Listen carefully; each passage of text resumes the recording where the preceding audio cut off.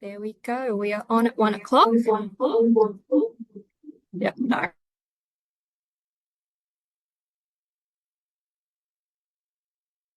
Hello, everyone. Thank you all for joining us to our very first seminar for 2026 at the University of Newcastle History Seminar Series. I'd like to begin by acknowledging the Indigenous custodians of the land, wherever you may be located, and pay my respects to elders past, present, and emerging, and in particular to the Pamalong clan of the Awabakal people on the land of which we are meeting today. And just a quick note, this seminar is being recorded and will be published on our YouTube channel, History at Newcastle. Today we are joined by Dr. Catherine Keane, who is a future Levenhulme Fellow at the University of Glasgow in archaeology and has held prestigious postdocs at Eberhard Karls-Universität Tübingen and Philippus Universität Marburg, Germany. Today she will be sharing her recently published research in a paper titled More Than a Church, Late Antique Ecclesiastical Complexities in Cyprus. I'll just pop on. Share your screen here.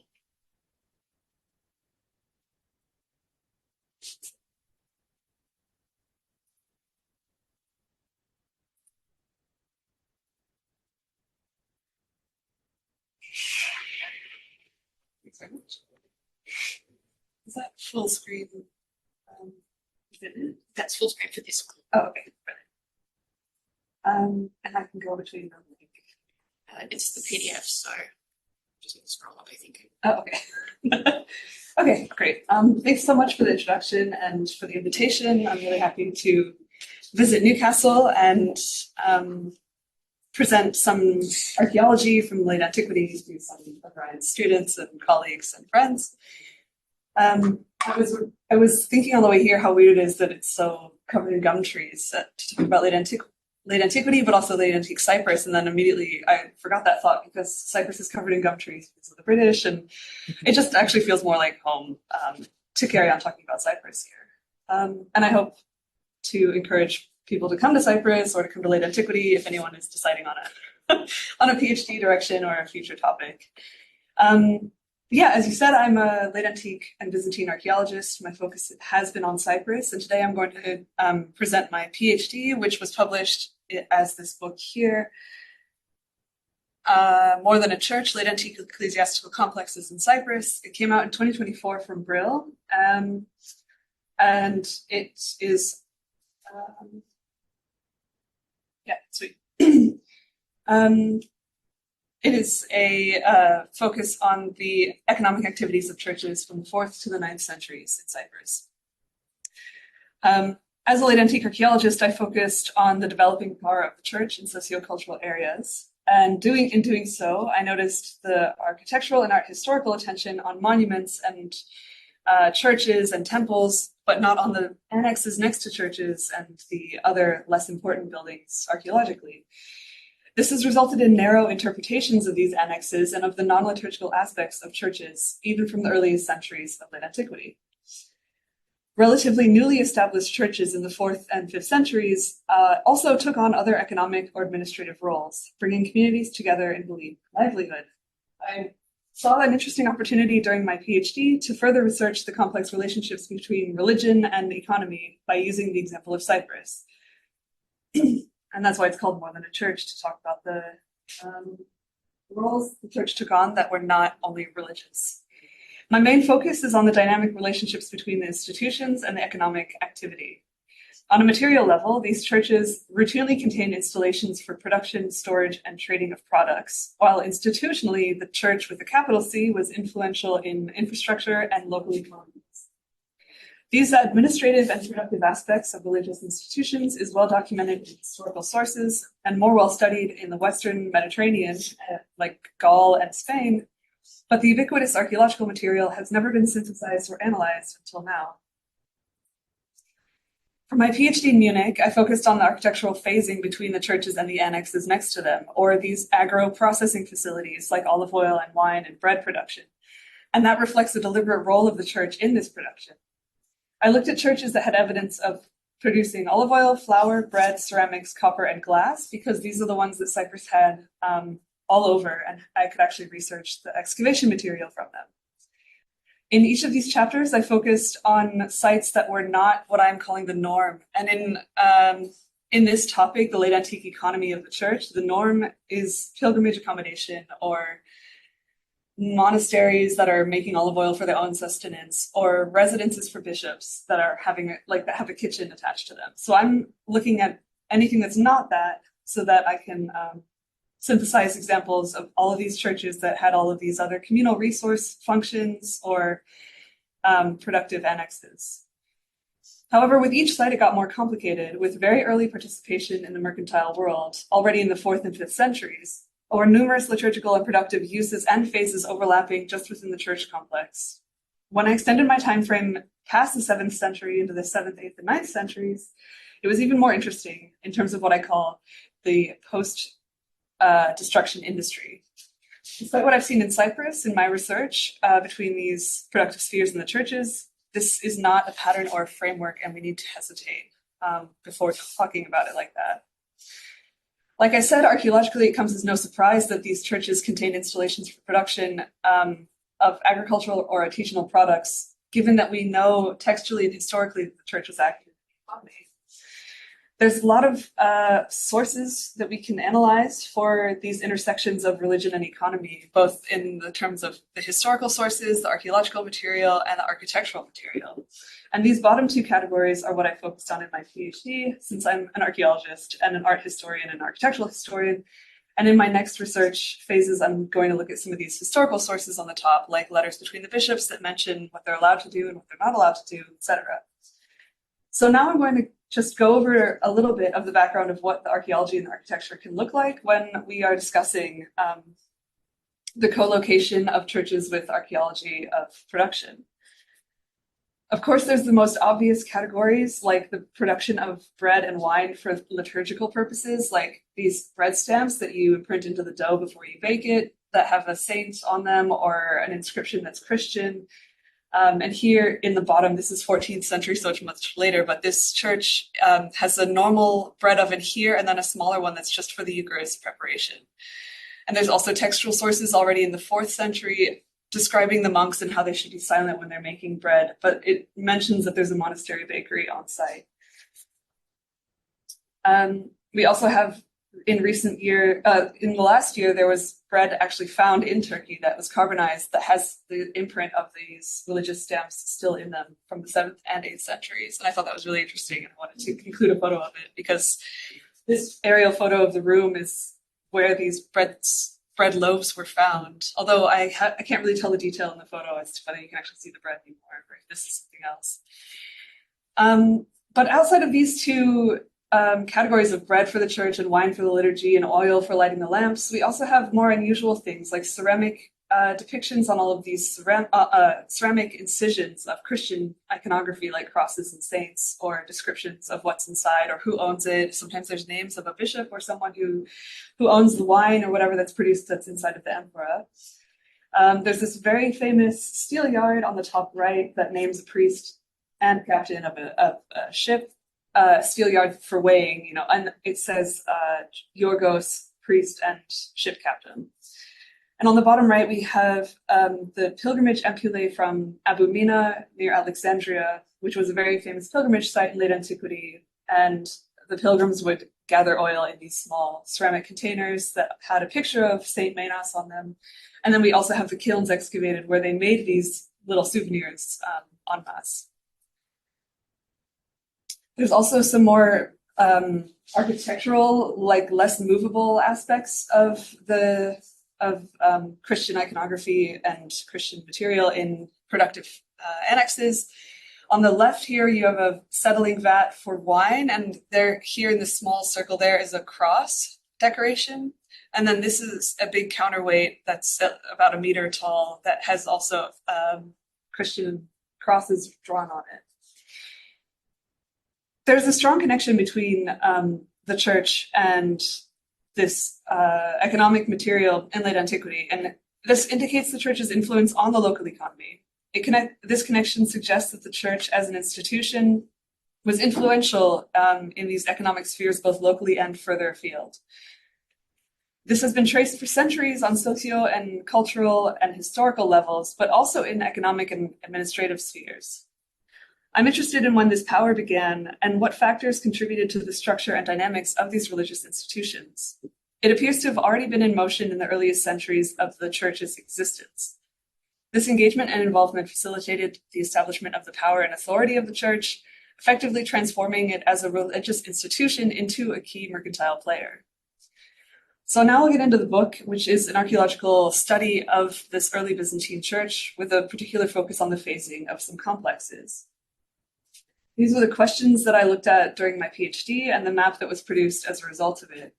So I analyzed these types of products, and this map shows where they're co-located with an early Byzantine church from the 4th to the 9th centuries. And you can see the numerous overlap, especially in the large coastal cities like Nea Paphos, Korion, Amathus, Soli, and Salamis, where multiple indications of flour production, olive oil production, etc., are all near churches in these large coastal cities. In other words, I wanted to look at the archaeology reflecting the economic activity that we already know about. So I looked for the evidence in these annexes, focusing particularly on these dynamics between the phases of the annexes and the sacred architecture, and I organized it by these products. I expanded my parameters to a large region in the Eastern Mediterranean that had numerous small micro-regions and a substantial number of late antique basilicas. As you can see on this map, there's even more on this map than I've dropped pins for, but there's about 100 late antique churches that have been excavated and have some material with them. In late antiquity, Cyprus was a prosperous independent island that was able to build its importance through diverse trade relations as a crossroads in the Eastern Mediterranean. Its socioeconomic and cultural development was shaped by invasions and earthquakes, but also by trans-Mediterranean contact and the lively cult of saints from the earliest years of Christianity. As Christianity developed in the Eastern Mediterranean, the church established a great influence over Cyprus, as evidenced by these circa 100 large churches and the formation of many bishoprics. In the middle of the 7th century, as you can see on the bottom left here, there were invasions and sporadic raids and looting of coastal churches, and that damaged mostly these coastal sites that I looked at in my book. From the late 7th until the mid-10th century, Cyprus paid taxes to both the Byzantine Empire and the Arab powers as well. And we refer to this as the period of neutrality, or there's other words for it, but it's a time where Cyprus is somewhat divided and paying taxes to two places and kind of jointly occupied in a sense. So I'll jump into the book now, and today I'm going to show the olive oil, bread flour, and ceramic production, and then change gears a little bit for the copper mining and smelting and export, before I describe how this is situated amongst the larger Mediterranean ecclesiastical authority development, and then carry on about the significance of the book. We'll carry on to olive oil now. As the remnants of olive oil production are pervasive throughout the Mediterranean, their association with churches has often been interpreted as fulfilling the sustenance needs of a monastery or a local community. Common implements like crushing basins, here where the stone is rotating through it, or press beds like these where the olives are pressed into it and then the oil is collected underneath or nearby, or the stone weights here. These are ubiquitous throughout Cyprus from prehistory until the modern era. And it's very difficult to trace their dating because sometimes they're used over centuries and they hardly change their style.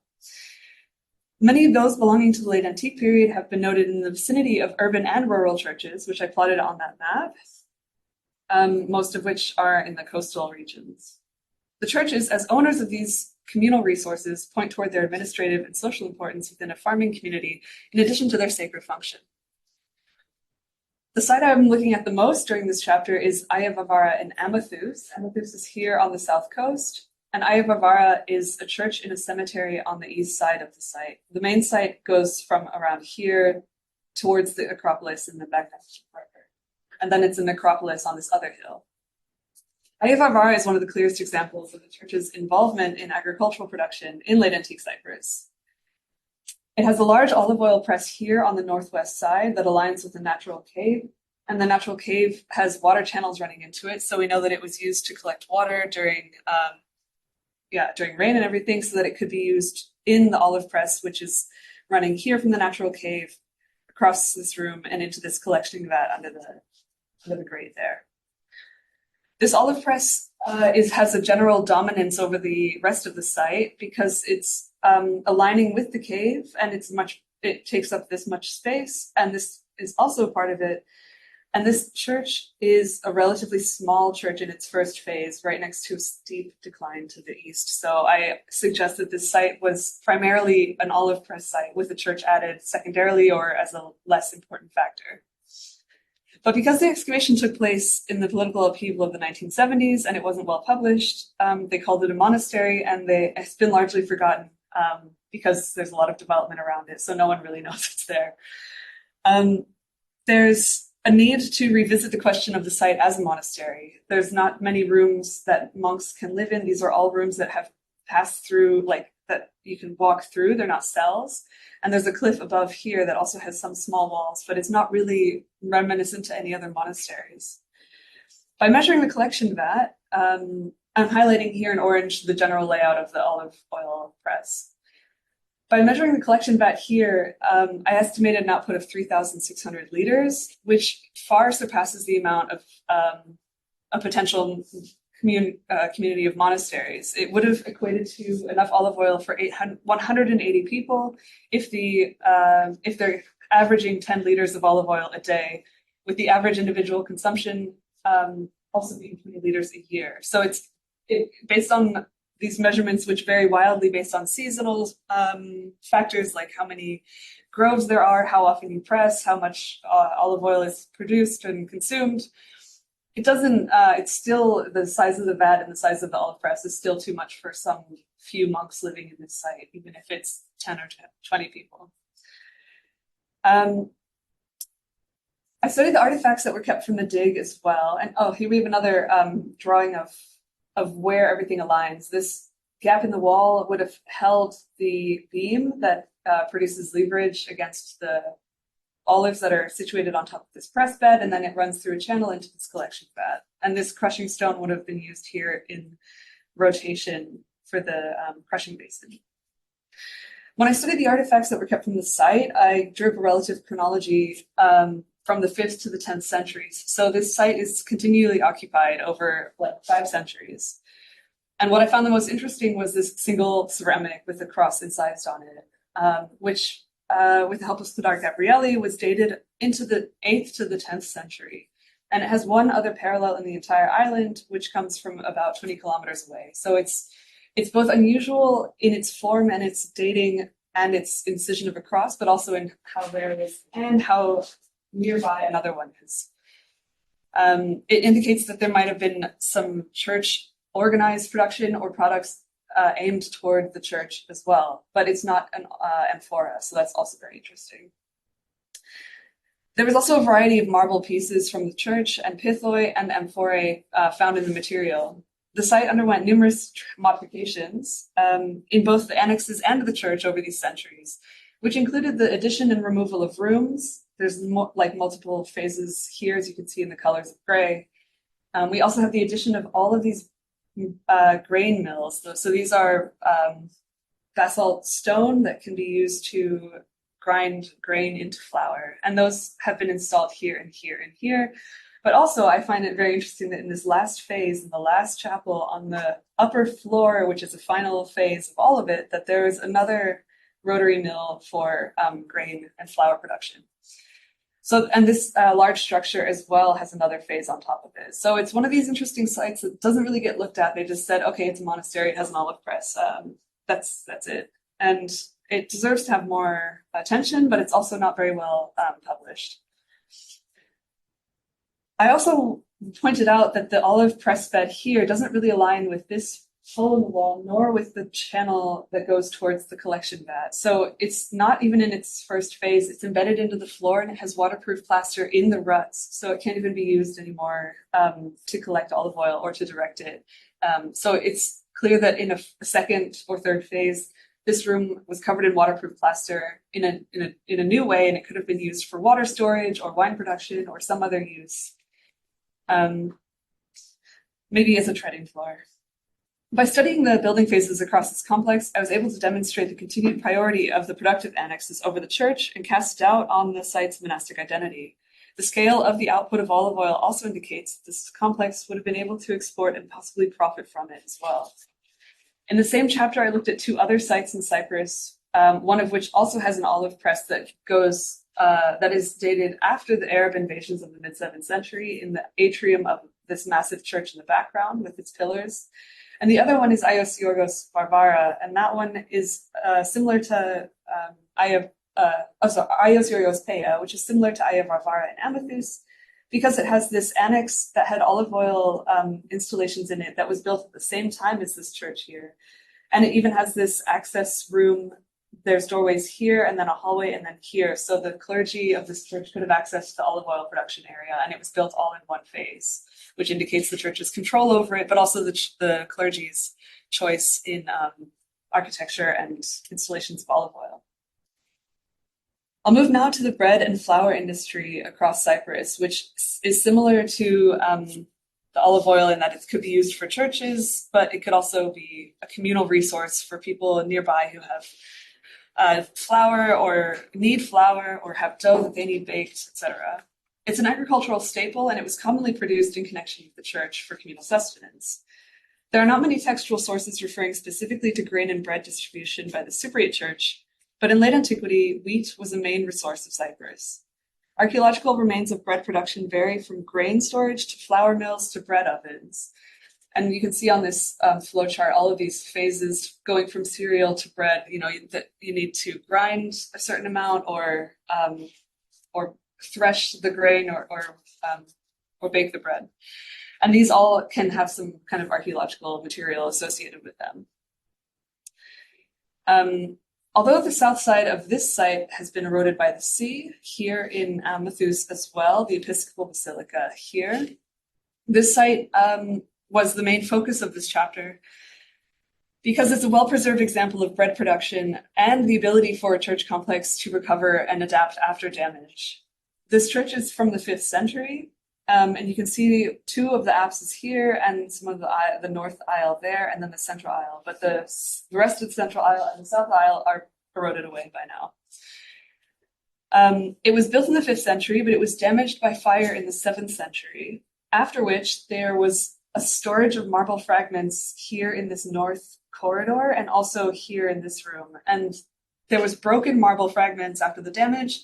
They were brought to these rooms, and then the rooms were sealed, so the doorways were closed. And also, after the 7th century, in this room here, there was a flour mill and a large table created out of broken fragments after the 7th century. These various installations all date to the late 7th century because this was well excavated in the 90s, and I was able to access all the coins that were also coming from some of these closed doorways or coins from within the tables and corridors. This industrial flour mill and workshop were added after the damage, but then we know that the church was continued to be used liturgically. So there was this pushing aside of rubble, but then they also maintained access to the nave. So people could still come through this center bit and go into the church. Like, they cleared away the church and they still used it for liturgical activities. And then at the same time, there was this functioning grain mill / bakery in the atrium. We also have double columns that could have held a bench on top of them, and closed walls between some of these atrium columns. The purple are benches that were built against the outside of the church. And pink here in room 3 are the marble fragments that were stored. And I should point out, this is the grain mill in room 9. This is similar to the ones we know from Pompeii, a donkey mill. Like, it was powered by a donkey rotating it, but it could also be powered by people as well. And it's here in the east side of the room. A second destruction occurred in the 10th century or later, as dated by an Abbasid coin. So here, I've written that there's a 10th century destruction as well. So we have all of this phasing and then all of the coins. And what's interesting there is that before this 10th century damage, a large amount of grains were stored in the narthex. So they were stored here in this narthex, and then it was closed. So we have multiple phases, and I think by that time the church was out of liturgical use. So it's first a church, then it's damaged, and it's maintained for both grain production and liturgy. And then there's a final use for grain storage before it's finally abandoned. And when it's used for grain storage, I don't think it's being used for church as a liturgical place anymore. But I think it's also very interesting, not just the destruction levels and the grain storage, but also the remnants of a harbor wall that are reaching out from it. It hasn't been totally confirmed, but the underwater surveyors think that this is a harbor and that the church had its own harbor right next to this massive industrial harbor as well. And that is worth noting. We also know that there was a baptism here in the late 7th century. So after the damage, there was someone getting baptized, and that's how we know for sure that it was still being used liturgically.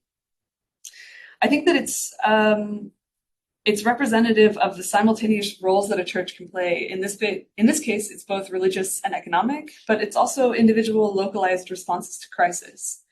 After the Arab invasions and the widespread damage of the churches, each church complex in Cyprus had a choice between abandoning, repairing, or reusing their churches with additional functions. I think of this as a tacit approval that's demonstrated by the continued liturgical use of this church, and it leads me to believe that the agricultural function does not fall under a reductive category of temporary squatting by farmers or by someone who's just squatting in a building that's been abandoned. Although the rest of the site awaits publication, my study of the atrium contextualizes this church within post-destruction church supervision of agriculture. Because these installations have relatively precise chronologies, it provides concrete archaeological data on unexplored intersections of the church and bread production in Cyprus. During this time of upheaval, some sites show a closer supervision by the clergy and bishops over economic activity, physically bringing the production closer to the churches.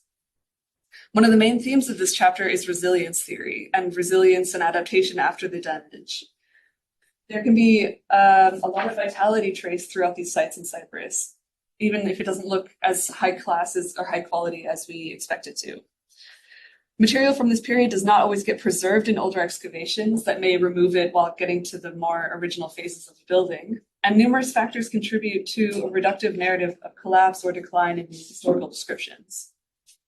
Other sites in Cyprus and more recent excavations are changing these narratives and providing more evidence of the nuanced types of continuity in these gap centuries. Other Mediterranean sites still bear remains of occupation in the form of production within previously religious buildings. And here on the top right, you can see another installation on top of mosaics, physically within the church itself, not just in the atrium. We also have an olive press here in this church in the Levant, in the North Aisle. And these two examples on the left side of the screen are from Cyprus. This is the church's atrium. The church is off screen here, but the atrium also has all of these forms of industry and production and everything after the churches, but while the church is getting demolished as well. And here I've highlighted in yellow at another church in Cyprus, all of these productive features in the annexes.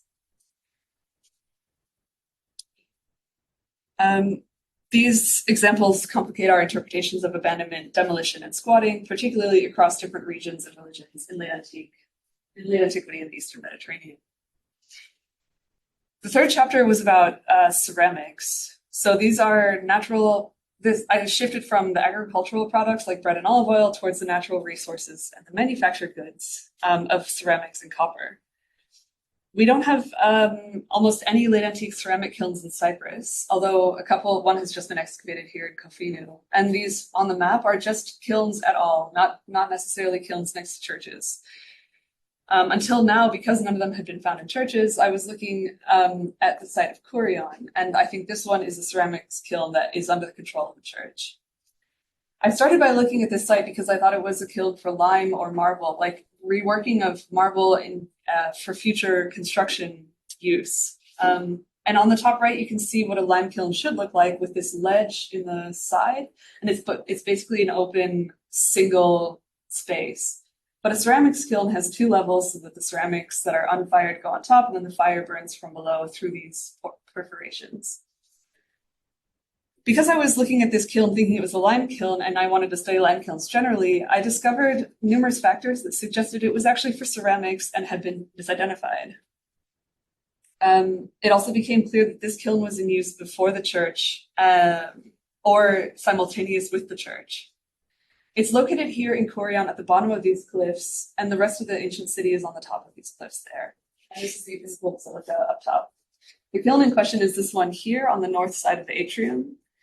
And you can already see from this floor plan how the atrium has the central access from the south, but on the north, the access was down a monumental staircase here. It was off center, and it's also uncommon for an atrium to have a monumental staircase on the north side like this in the first place, or this extra, like, it doesn't align with the church's aisles either, which is also slightly unusual.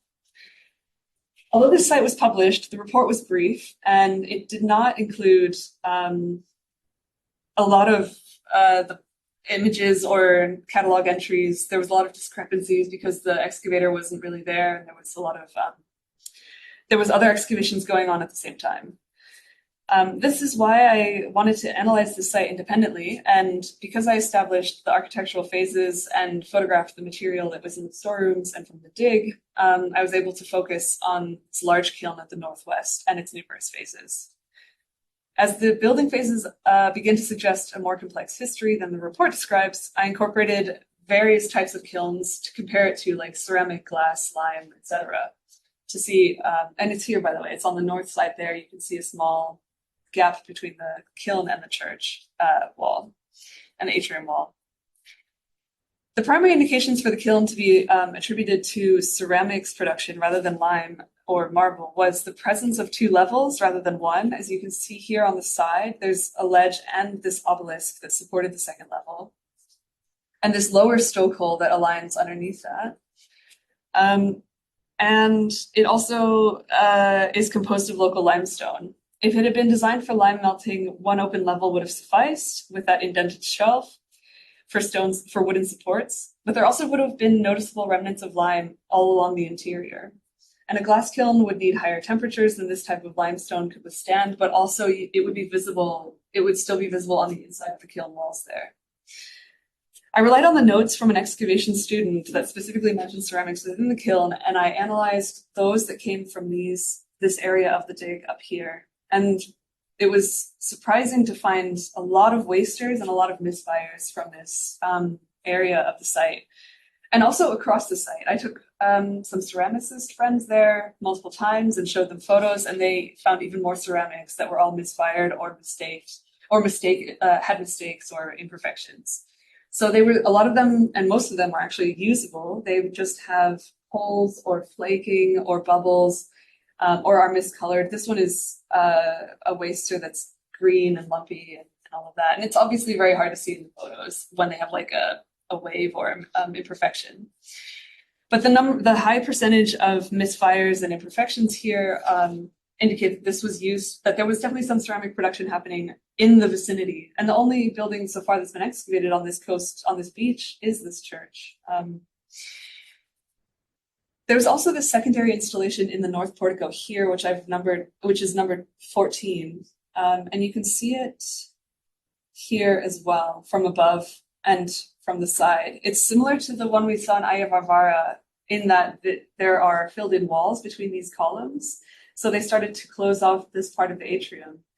And as you can see in the floor plan, they carried on closing off these walls and making secondary installations, but preserving the access to the church. So I think it might be another example of Arab invasions or some kind of earthquake damage or some kind of damage, and then closing things off, but maintaining liturgical use while actually continuing to fire ceramics in the vicinity. This kiln in the north portico was made from marble. Like, there are still burnt bits of marble in it, and everything coming from this trench in the storerooms is a burnt bit of marble or lime. I've also included some photos of these secondary modifications. So here you can see another grain mill, this basalt stone, and installations on top of mosaics in the other rooms, as well as tables that are no longer preserved because they were removed during the excavation.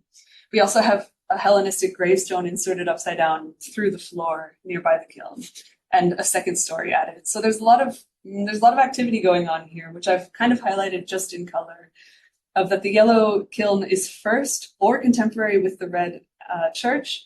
The church, I think, tries to align itself with the kiln and doesn't totally get it right, but makes sure that there's access through this doorway and this one, as well as making a monumental entrance here, as you can see with this arched doorway. So it's a really interesting site, and it definitely deserves more excavation because the excavation finished right here, and we don't know what else is beyond that. But I think then there's modifications to the atrium, and after this, there's inscriptions in Arabic on the columns in the church, like funerary inscriptions or prayer inscriptions, which is also common across Cyprus after the mid-7th century. A major theme from this chapter is agency in terms of the choices of the construction of the church, where it's located, its proximity to its ceramics kiln, and who benefits from the sale or export of these ceramics. Other late antique church sites sometimes preserve evidence of construction that was interrupted, like kilns for glass or mosaic production, or things that are actually contributing to the creation of the church.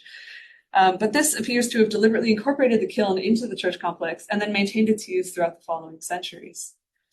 Both this church and the one in Amathus are great examples for our analysis of upheaval and the choices made afterwards to regain stability, but also of the changing social history of religious buildings and how they are used after invasions and damage. For the final chapter, I'm moving this, and this is the image from the book cover, which is why I brought it in here. And you can see the size and the scale of this kiln in relation to the church. The final chapter is about the copper mining, smelting, and export areas. And it's a tricky, it requires a different approach because the copper is naturally occurring in these pillow lavas, which circle the Troodos Mountains in the middle. So the actual places where you can mine the copper is this thin belt around the mountains, which you can see here in pink. And this is a map of where there are churches in the vicinity of these regions. For this chapter, I needed a different approach, where because it's so much more tied to the landscape than semi-portable mills or presses. And I synthesized across the 4th to the 10th centuries, everything from landscape surveys or excavation reports of the coastal sites, and focused on anything connected to the copper industry. So in this region, I was looking at these slag heaps, and slag is the waste from copper smelting or any kind of metal smelting, these huge heavy cakes of metal that are piled up. Like this is over 2 or 3 meters tall, and here you can see like the scale of them is 40 centimeters long. It's very heavy. And they're really immovable. So I looked at churches and Christianity that's in the vicinity of these landscapes where maybe Christians were working in the mines or Christians were owning the mines. The metallurgical processes here comprise both the mines themselves, but also the slag heaps, as well as the export routes on the coast. The area of the largest output of copper in antiquity in Cyprus was called Skoriotissa, and it's here near the north coast.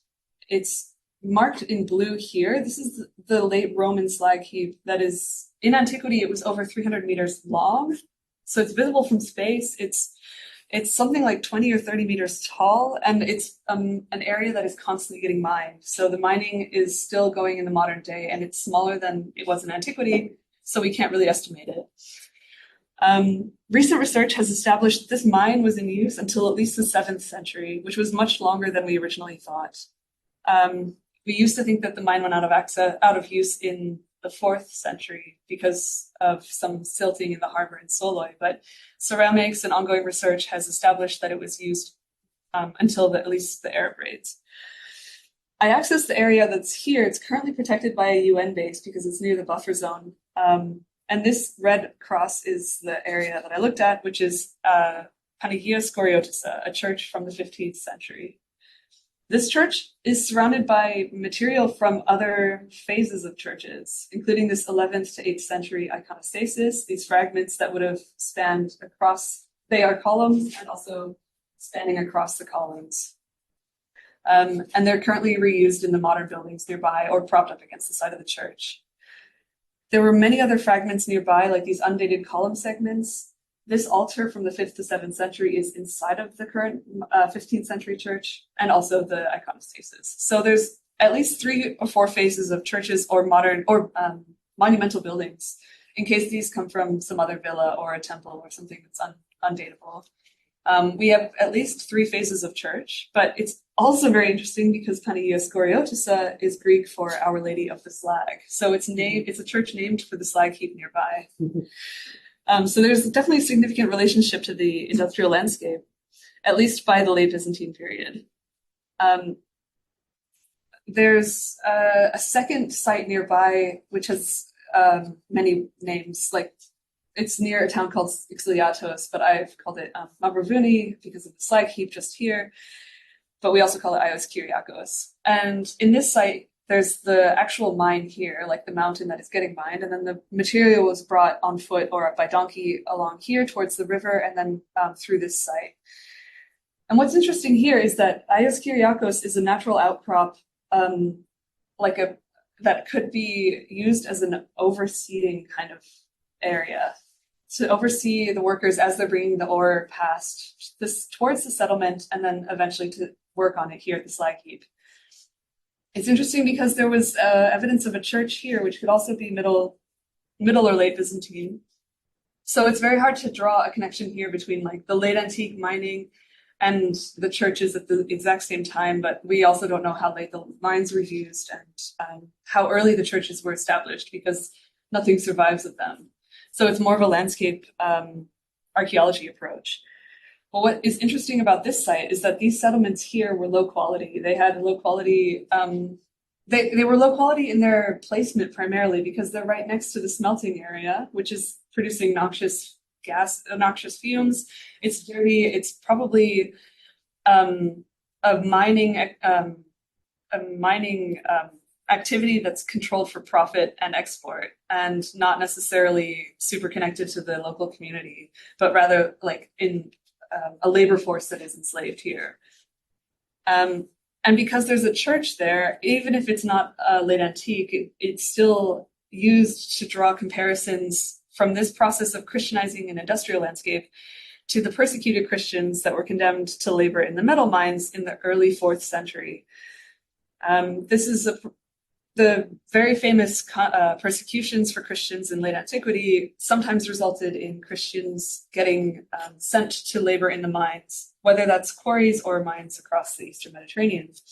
And this is noted by Eusebius that they also built their own churches at the mines, for which they were also punished. But I'm developing that in a later article, and I won't spend any more time on it here. I'd like to draw brief attention towards the Soloi inscription, which is a famous inscription on the north coast near Skoriotissa. And it's the main textual source that we use when we describe the Arab raids of the 7th century, because it says that the Arabs came and they did this, and so many were taken as prisoners, and there was all these catastrophic invasions. But what I find interesting is that there was a bishop who, in great haste, rebuilt these buildings that had been destroyed. So somehow the bishop had all this funding to rebuild this massive basilica almost right away in the next years after the invasions. And I think this whole landscape is about mutually benefiting and reconstructing, and where the money is getting financed from. And I think that there's a lot of benefit economically from the mining nearby, which almost goes without saying.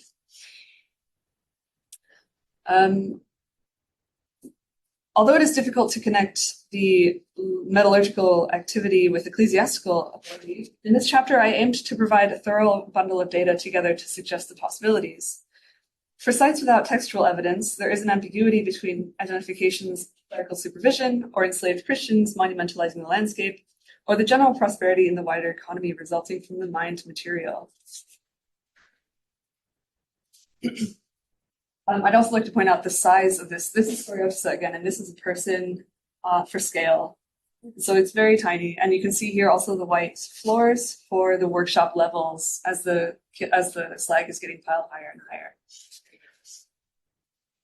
I ended the book with a chapter on beyond late antiquity with a view into the 7th, 8th, 9th, and 10th centuries. And here on the right, you can see that in the 7th, 8th, 9th, and 10th centuries, there were relatively few new constructions of churches getting either founded or rebuilt. But there is a significant amount of activity up here on the Karpas Peninsula.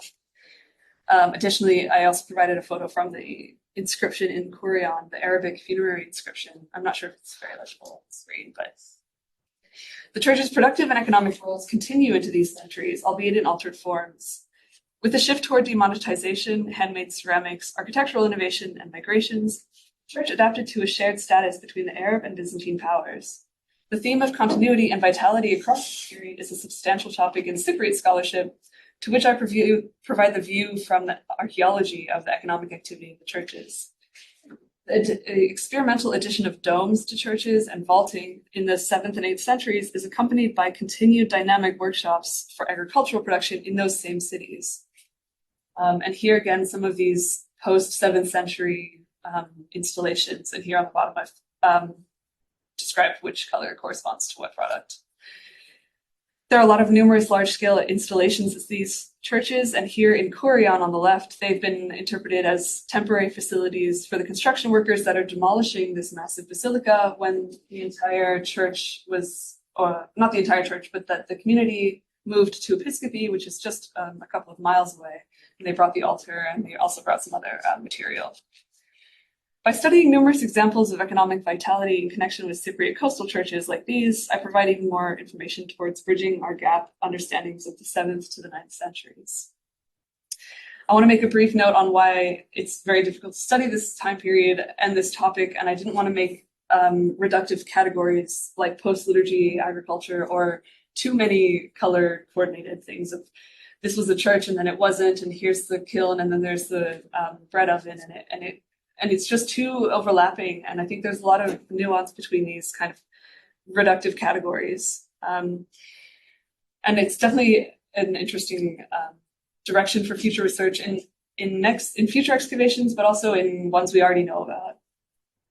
The last bit that I provided in this book is a gazetteer, which would be useful if anyone wants to study late antique churches in Cyprus or need to know where any of these places are, because I've included the coordinates of each one and the bibliography and what type of production it was, as well as drawing new floor plans and trying to gather all of the available information.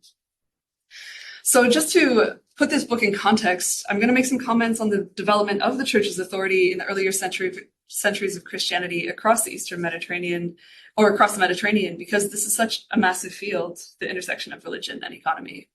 I want to start with a quote from John the Deacon, who refers to the life of Gregory the Great. And he says that in the 6th century, the church's paterfamilias was giving out grain, wine, cheese, etc., and was essentially a universal storehouse. And I really like these quotes from bishops or priests in the early centuries because they are complaining about the church doing other things rather than just being a church and having a liturgy and taking care of the poor. The second one is from the 4th century, and there's a complaint that the bishop is too worried about these tasks that are not liturgical, the tasks that would usually belong to tax gatherers and accountants. I think they're very interesting because these letters between priests in the central Mediterranean and Italy are asking each other what they're allowed to do or what they're expected to do with all of the donations and land that the church is accumulating, because the rules and the norms haven't been set in place yet. Alongside the earliest centuries of Christianity, questions arose of the power and influence of the church's authorities. When we think of the church when we think of the first centuries of the church, we think of the time of Christ and his followers in the 1st century, and then we think of decades of gathering in houses or house churches, and then finally the establishment of church buildings as basilicas in the 4th century with Constantine and Constantinople.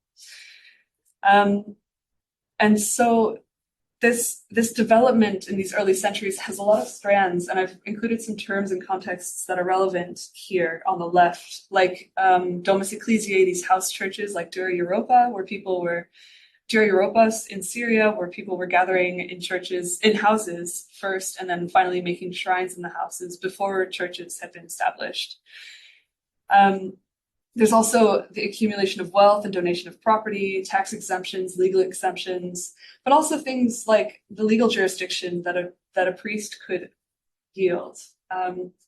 On the right, there are some of these well-known directions that the church donations and church land could go into. They could make orphanages or almshouses, or put their money towards philanthropy and helping their communities.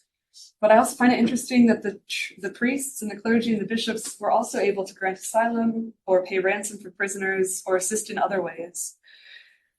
Already in the 3rd century, there were mentions of salary for clergy. And in the 4th and 5th century, there are disputes recorded over the church's management, but also its mismanagement of this donation and funds and land.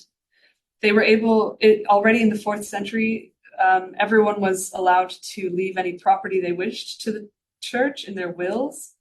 And so it's interesting how the church manages the land that it is getting bequeathed, and who's working on the land, and the farming and the slavery as well. By the late 7th century, we know that the church was receiving rent on its property. But these are all massive topics, and I won't go into too many of them, but I will point anyone interested towards a much better bibliography on the early church from these scholars. What I also find interesting is the 4th century quadripartitum, which is mentioned here as well. It's a fourfold framework that that was meant to regulate these donations that the church was receiving, saying that anything the church received should be divided 4 ways between the bishop and the clergy and the maintaining of the church and the poor. So it should be going half to the bishop and the church and half to charity, but also to keeping the oil lamps lit mostly, and keeping the actual physical church maintained. This was really mostly recorded when this fourfold framework was getting broken, because the church was taking some or all of the funds, or the bishop was taking all of it, and then there wasn't any salary for the clergy, or the poor wasn't getting charity, or the churches didn't have any lighting. So I think these are the types of texts and information that we can provide from the Western Mediterranean and from the area like Rome, that help us situate the archaeology from Cyprus into late antiquity and the church's power, whether it was straightforward or not. I think it takes many forms from late antiquity until today, both in the production of produce and the resource exploitation, but also the land management and the authority within the civic world. This potential and capacity extend far beyond the traditional focus on agricultural processing installations for monastic or self-sustenance contexts, or also as communal resources just for a rural village. With variation in archaeological detectability, as well as in activity and authority, it is helpful to distinguish between 3 levels of economic involvement. I distinguish between the exploitation of the products, the resources, and then the production and processing of them, and then the 3rd phase being the participation and the commercial trading.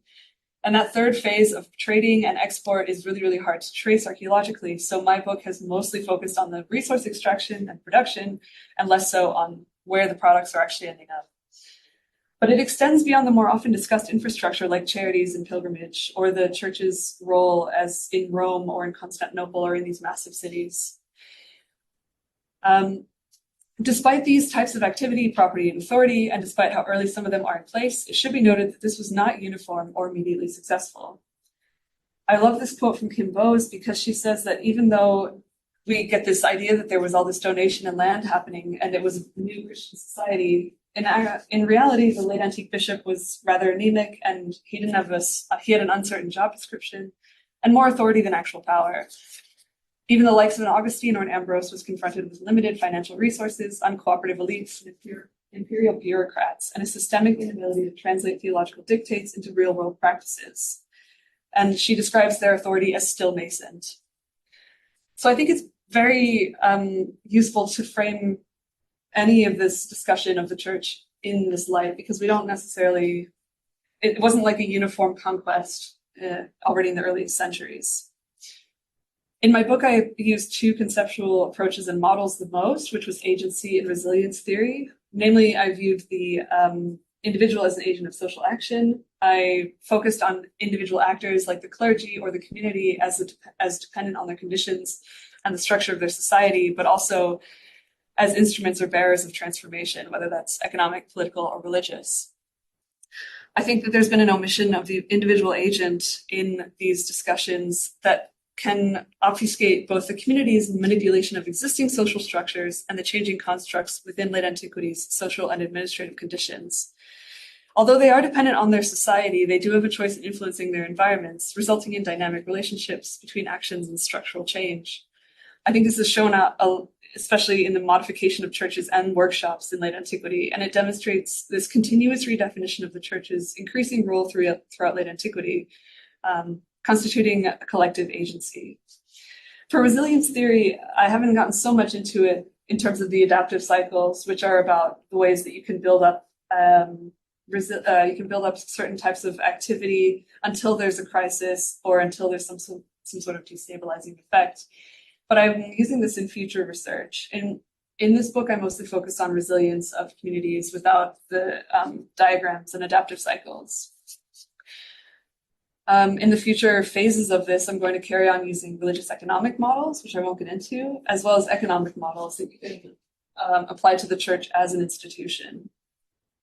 And in future directions, I'm also going to expand my parameters well beyond Cyprus and include things like luxury products, manuscripts, as well as many other types of economic material. My choice of sites and products illustrates the roles of the church by illuminating their dual functionality in sanctity and industry from many angles and on different scales. These examples demonstrate how economically responsive ecclesiastical leaders and communities were, whether in the planned inclusion of workshops in a complex's original design or in later additions of facilities to an atrium. For a topic with substantial evidence across the Mediterranean, Byzantine studies needs more attention to the non-liturgical practices of these earliest churches and to rectify outdated understandings of the Byzantine economy. This book, for me, changes our perception of late antique history by broadening the possibilities of civic power and administrative control that a church could maintain as early as the 4th century. Synthesizing the broader archaeological context of this across Cyprus sheds light on the economic interests of the church in many industries, and this approach could be applied to future scholarship in the region.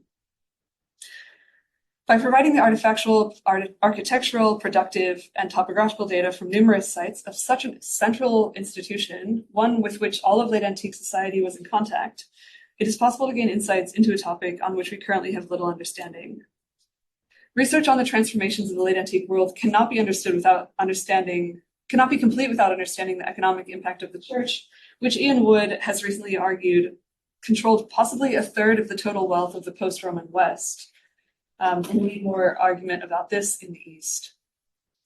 The Byzantine East experienced a different economic and religious trajectory than the post-Roman West, but little attention has been devoted to understanding the church's undoubted role as an economic actor.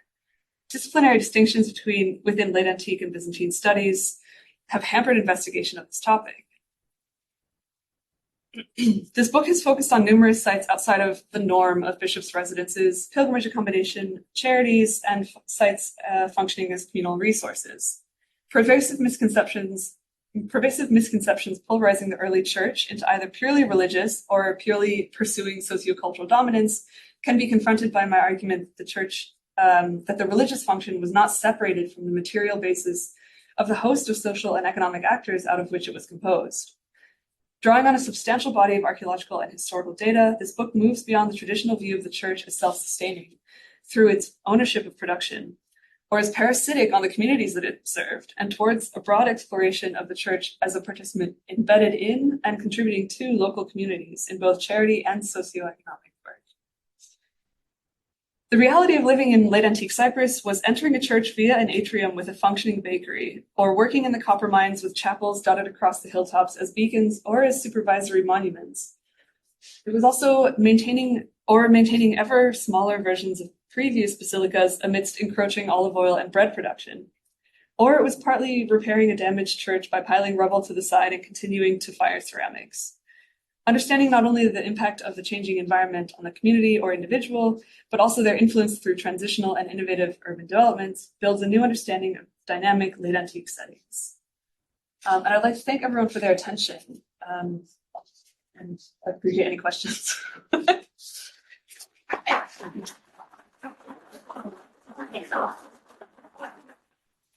you so much for that excellent talk. I am afraid we may lose the Zoom meeting, so before we might do questions secondary, if that's okay. So just for the end of the recording. Thank you so much for joining us. That was absolutely wonderful. Let me remind everyone that our next seminar will be returning to the normal morning session, so that will be on February the 27th. And then we will be joined by Professor Kate Barclay from Macquarie University for their paper, Defaming Men, Masculinity and Hurt Feelings in Late 19th and 20th Century Scotland. So we do hope to see you there, and thank you so much for joining.